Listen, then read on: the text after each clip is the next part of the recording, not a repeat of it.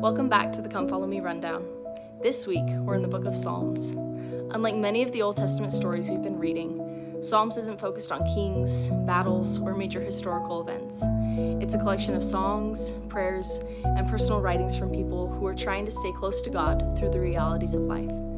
That's what makes the Psalms so relatable. The writers talk openly about fear, disappointment, loneliness, uncertainty, and grief.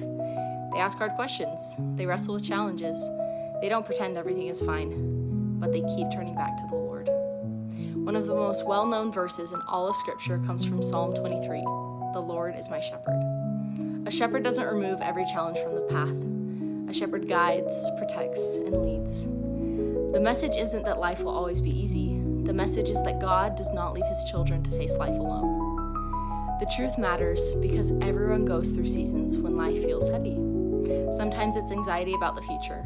Sometimes it's family struggles, heartbreak, loneliness, or questions that don't seem to have clear answers. The Psalms remind us that faith isn't the absence of those feelings. Faith is choosing to trust God in the middle of them.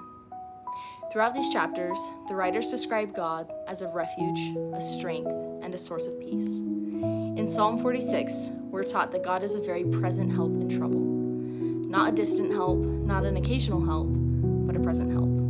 Someone who knows what you're carrying and walks with you through it. One thing about the Psalms is that the writers don't usually find peace because their problems instantly disappear.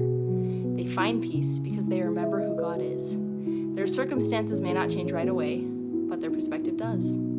This week, pay attention to how remembering God brings hope. The same God who strengthened the writers of the Psalms is still strengthening his children today. See you next week.